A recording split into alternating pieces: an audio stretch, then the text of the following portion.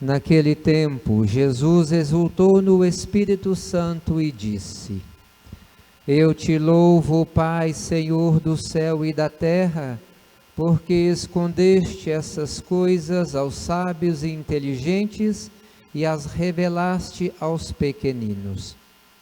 Sim, Pai, porque assim foi do teu agrado.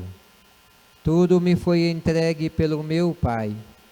Ninguém conhece quem é o Filho a não ser o Pai, e ninguém conhece quem é o Pai a não ser o Filho e a quem o Filho o quiser revelar.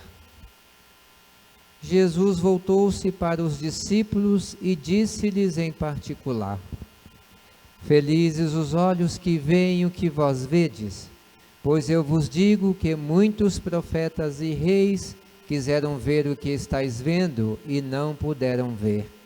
Quiseram ouvir o que estáis ouvindo e não puderam ouvir. Palavra da salvação. Glória a vós, Senhor. Enquanto sentamos, vamos rezar. Vinde, Espírito Santo, enchei os corações dos vossos fiéis e acendei neles o fogo do vosso amor. Enviai, Senhor, vosso Espírito, e tudo será criado, e renovareis a face da terra. Oremos. Ó Deus, que instruístes os corações dos vossos fiéis com a luz do Espírito Santo, fazei que apreciemos retamente todas as coisas, segundo o mesmo Espírito, e gozemos sempre da sua consolação. Por Cristo Senhor nosso. Amém. O padre trouxe uma colinha hoje, tá bom? Para a gente compartilhar. Então deixa o padre mexer aqui, preparar tudo certinho. O nosso tema de hoje é a esperança, não é? Isso que pediram para a gente partilhar. Mas, meus irmãos e minhas irmãs, nós viemos fazer uma novena hoje, término dessa novena, das mãos ensanguentadas de Jesus, não é? É o 9º dia. Quem está participando todos os dias, todos os 9 dias? Tem bastante gente, né? Que bom. Pois é. Irmãos e irmãs, tem uma coisinha aqui no Evangelho que Jesus fala, porque ele exultou, porque os pequeninos, Deus escondeu muitas coisas aos sábios inteligentes e as revelar aos pequeninos. A gente deve se fazer pequeno. Nós devemos nos fazer pequenos para que Deus nos revele as suas coisas. Assim como Jesus disse para os discípulos, muitos profetas queriam ver o que eles estão vendo, não puderam. Ouvir o que eles estão ouvindo, não ouviram. Mas eles estão se fazendo pequenos, estão ouvindo, estão vendo as graças acontecer. Estão se fazendo pequenos. Fizeram-se pequenos. E esse é o convite para nós também, para nós nos fazermos pequenos, humildes, um esvaziar de nós mesmos, para a gente ser cheio de Deus, para que Deus haja em nossa vida, para que Deus seja Deus em nossa vida. A gente faz novena, a gente vai procurar, a gente hoje vai fazer oração por cura e libertação, a gente vem procurar, vem rezar e vem querer buscar. Mas será que a gente está buscando ser pequenininho para receber essas graças que Deus quer dar para nós? Porque Deus quer, e Ele dá. Mas será que nós estamos com o coração preparado para receber essas bênçãos que a gente vai vir buscar, essas graças? Será que a gente está se esvaziando? Porque se Deus vai nos dar a cura, se Deus vai nos libertar, se Ele vai nos encher dele, nós temos que estar vazio. Nosso coração tem que estar vazio de coisas. Quando nós rezamos os pecados, muitas vezes está cheio de julgamento, está às vezes cheio de ódio, cheio de raiva, de rancor, de falta de perdão, de ira. Nosso coração muitas vezes está dessa forma, e a gente vai vir pedir a Deus a cura, a libertação, um tanto de coisa, e Deus vai dar, mas Ele precisa de encontrar o seu coração vazio. Seu coração tem que estar desejoso de receber. Seu coração tem que se fazer pequeno. Você tem que se fazer pequeno, humilde, como a serva do Senhor fez. E se fez pequena e recebeu todas as graças de Deus, cheia de graça. E a gente precisa fazer isso também, meus irmãos e minhas irmãs. O tempo do advento é um tempo de esperança, não quer dizer espera, viu? Não é o verbo esperar, não é? É esperança.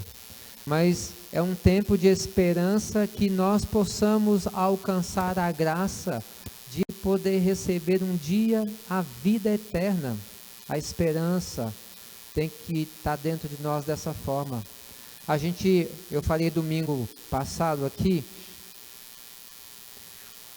a gente celebra o advento como uma preparação para celebrar Jesus, o seu nascimento, não é? Mas não pode ficar só nisso, tem que ser além disso. A gente tem que estar preparando-nos para essa segunda vinda do Senhor, porque Ele já veio a primeira vez, já nos deu a salvação, remissão dos nossos pecados, mas Ele disse que virá uma segunda vinda, e essa segunda vinda vai ser para julgar todos. Por isso a gente precisa se fazer pequeno, a gente se precisa fazer humilde, esvaziar de nós mesmos e buscar nos encher de Deus todos os dias, para que quando o Senhor vier, o advento não seja só para nós celebrarmos o nascimento de Jesus no dia 25, mas para nós estarmos nos preparando para a vinda do Senhor gloriosa no último dia. Passou o advento, passou o Natal, a gente muitas vezes esquece de se preparar, de nos preparar, porque Jesus falou que vai vir a qualquer momento. Ele quer nos encontrar preparados. Aí Ele já nos deu o toque lá no Evangelho: acaso encontrarei fé sobre a terra quando eu vir? Quando eu retornar? E nós, como cristãos que buscamos Jesus, nós precisamos estar preparados todos os dias, deixar que Jesus entregar nosso coração para o Senhor, deixar que Ele arranque esses ódios, esses rancores, esse julgamento, sabe, o apontamento de dedo para os outros, para os nossos irmãos, mesmo que não sejam católicos, cristãos, etc., são filhos de Deus, necessitam do nosso perdão, mesmo que eles nos fazem mal, mesmo que falem mal de nós, mesmo que nos acusem de tantas coisas que a gente não fez, porque Jesus foi acusado de coisas que não fez, e no final da sua peregrinação lá na cruz, Ele estava perdoando os algozes, aquele ladrão que estava do lado dele, não é?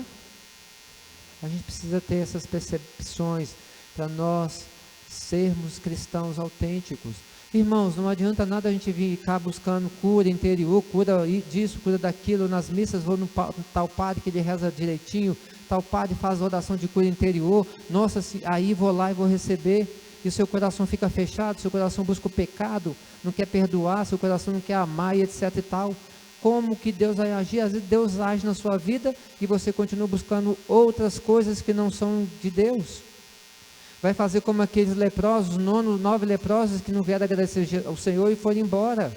E depois podem ter voltado para a vida que eles viviam no passado, uma vida de pecado, longe de Deus. Não foram gratos ao que o Senhor fez na vida deles e voltam ao pecado. Voltam à sua vida passada. Esquecem de Deus. Aí começa a dar tudo errado de novo, eu vou na missa de novo, porque lá vai ter missa de oração de cura interior, cura de libertação, o padre tal é muito ungido, eu vou receber. E o seu comprometimento de fugir do pecado, de correr do pecado. Eu vou buscar a Deus só na hora que me apetece, eu estou, com as coisas por aqui, negócio, como diz o jovem, o bicho está pegando para o meu lado, eu vou correr para a missa, vou correr para isso, vou correr para o grupo de oração, não é?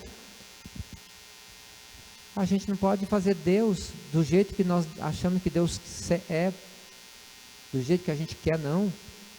Nós precisamos tomar posse da graça que Deus nos dá e viver na graça, Se Deus aparece aqui hoje, Jesus aparece aqui hoje, como Ele vai nos encontrar?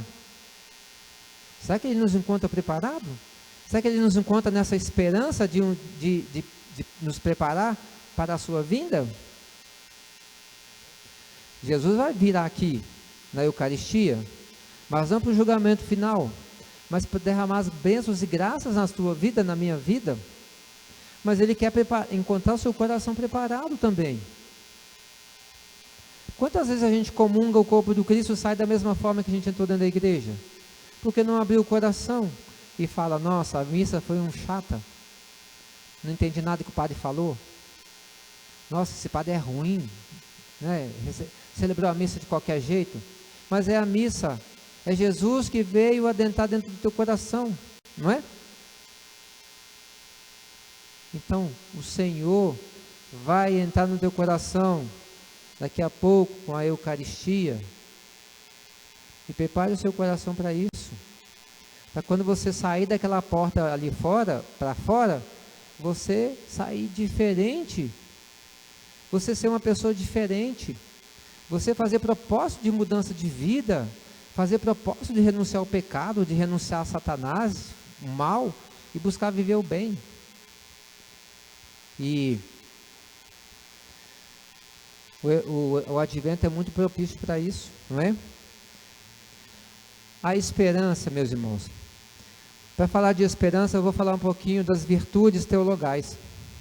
Para a gente chegar, porque a esperança é uma virtude teologal. Eu até escrevi aqui, isso aqui está no Catecismo da Igreja Católica, não é da cabeça do padre, não, tá bom? Eu só fiz meio que um resumo para a gente entender. As virtudes teologais são aquelas que adaptam as faculdades humanas para que o homem possa participar da natureza divina. Portanto, então, vamos entender, as virtudes humanas se fundam nas virtudes teologais, e são as virtudes teologais que dispõem os cristãos a viver em relação com Deus uno e trino. Então, são as virtudes teologais, as virtudes humanas que nós temos, elas se fundam nas teologais, e as teologais é que nos dispõem para viver a natureza divina. Então nós precisamos buscar viver e nos encher das virtudes teologais, porque as virtudes humanas nossas vão ser infundadas na virtude teologal. Fé, esperança e caridade, as 3 virtudes teologais que nós vivemos, e elas são nos dadas por Deus. Quer ver? As virtudes teologais fundamentam e caracterizam o agir moral do cristão. Então, se as virtudes humanas, elas vão se fundadas nas teologais, e as virtudes teologais, elas vão caracterizar o nosso agir moral, então as nossas virtudes tem que estar em consonância com elas para que o nosso agir moral seja bom, para que as nossas virtudes humanas sejam boas, não virtudes más, não vícios. As virtudes teologais, elas são infundidas por Deus na alma dos fiéis, a fim de torná-lo capazes de agir como seus filhos e merecer a vida eterna. Então, as virtudes teologais, elas são infundidas por Deus em nossa alma. Elas vão nos tornar capazes de agir como filhos e merecer a vida eterna. Estão entendendo? Mas a gente precisa deixar essas virtudes ser preenchidas em nós. A fé, ela nos é dada e infundida em nós, sim. Mas se você não procurar alimentar a sua fé, ela nunca vai aumentar. Talvez ela pode se perder e você começar até, em vez de ser virtudes, vícios, como pecado, né? Vícios, dizendo pecado. Então, as virtudes teologais, elas precisam estar infundidas mesmo dentro de você, na sua cabeça, em todo o seu ser. Por que a gente está sendo tão violento hoje? Porque a virtude teologal da caridade não está abrochada, fundida em nossa vida. E aí a gente busca viver a violência, que é o contrário da caridade, do amor para com o próximo. Não é? Então nós devemos deixar essas virtudes ser preenchidas em nós com totalidade. fé, esperança e caridade. Elas são a garantia da presença e da ação do Espírito Santo nas faculdades do ser humano. Então, o Espírito Santo é que nos ajuda nas virtudes teologais. A presença, a ação dele, se elas estão em sua vida, se você vive a fé, a esperança e a caridade com profundidade, é sinal de que a garantia do Espírito Santo, o Espírito Santo está agindo em sua vida. Você está deixando ser conduzido por ele. Ah, Jesus, eu não tenho tantas virtudes. Não tem virtudes? É porque as virtudes teologais que você, cristão, não está deixando elas serem infundidas com profundidade e totalidade na sua vida, porque são elas, as nossas virtudes humanas são fundadas pelas teologais, não é? É uma coisa que vai puxar a outra. Se você quer ser virtuoso, não é? Buscar profundamente ser virtuoso, tem que deixar essas virtudes teologais aflorar dentro de ti, profundamente. E elas são a garantia da presença do Espírito Santo, da ação dele na sua vida. Espírito Santo esse que você recebeu no seu batismo. Por que que o padre está dizendo isso? Porque, como disse, a esperança é uma das virtudes teologais. Olha só, e é por ela que desejamos como nossa felicidade o reino de Deus e a vida eterna. É pela esperança, essa virtude da esperança, que nós desejamos a felicidade e o reino de Deus e a vida eterna, ser felizes. Então essa esperança, essa virtude, ela vai aumentar o nosso desejo de vida eterna, de ser de Deus, de viver o reino de Deus já aqui. Por quê? Porque a esperança, porque você vai estar se preparando para essa segunda vinda de Jesus. Ele vai te encontrar preparado, vivendo a virtude da esperança. E você vai colocar essa confiança nas promessas de Jesus, buscando viver a virtude da esperança, colocando sua confiança nas promessas de Jesus Cristo, apoiando não em tuas forças, nas tuas próprias forças, mas no socorro da graça do Espírito Santo. Porque a virtude teologal é a garantia da ação do Espírito Santo. Então não é a sua própria força, é o Espírito Santo. Essa promessa, a confiança na promessa de Jesus Cristo, é porque ele disse que virá uma segunda vez, não é? Ele vai vir para julgar os vivos e os mortos. E é isso que a gente tem que buscar para estar preparado. A virtude da esperança, ela purifica as atividades dos homens para ordená-las para o reino dos céus. Ela vai purificar as nossas ações e vai nos ordenar nossas ações para o reino dos céus. O que quer dizer isso? Vai nos ordenar para as boas ações, as boas obras. Por quê? Porque você tem esperança de que, fazendo isso, o Senhor vir, Ele vai te encontrar fazendo coisas boas, buscando o reino de Deus. E você, em vista dessa felicidade, da vida eterna, vai fazer isso. Ela protege e dá alento contra todo desânimo e todo esmorecimento e nos preserva do egoísmo. Ela vai nos preservar do egoísmo para vivermos a caridade, porque o egoísmo é a gente querer tudo para nós, não é? É não dar nada para o outro. E ela vai nos preservar desse egoísmo para que nós possamos viver profundamente o mistério da virtude teologal da caridade. Está desanimado? Não está? Está desanimado alguma coisa? Pense. Talvez esteja lhe faltando a virtude da esperança, porque a virtude da esperança, ela protege e dá alento contra todo esse tipo de desânimo. Está esmorecendo? Contra todo esmorecimento. O esmorecimento na fé, talvez, que também é uma das virtudes teologais. A virtude da esperança pode te ajudar a não esmorecer na sua fé. E meus irmãos e minhas irmãs, nós, no livro do profeta Isaías aqui, o Isaías está profetizando um tempo bom. No passado, o povo tinha a esperança do Messias vir. E o Messias veio. Eles viviam a esperança, né, de conseguir ver o Messias chegar. Como Jesus disse, muitos desejavam ver o que eles estavam vendo. O Messias veio. Muitos não ouviram. Muitos não estavam nessa esperança da vinda do Messias. Não ouviram e não o seguiram. E ele disse: virá uma terceira vez. Aliás, ele virá uma segunda vez. E nós estamos nessa esperança de que ele venha. Nós não podemos nos fazer egoístas, orgulhosos, como aqueles que não se fizeram pequenos e não estavam conseguindo ver o Cordeiro de Deus, o Filho de Deus, o Messias esperado. Porque não estavam na esperança, não estavam vivendo a esperança desse Messias, mas com certeza estavam cheios de si,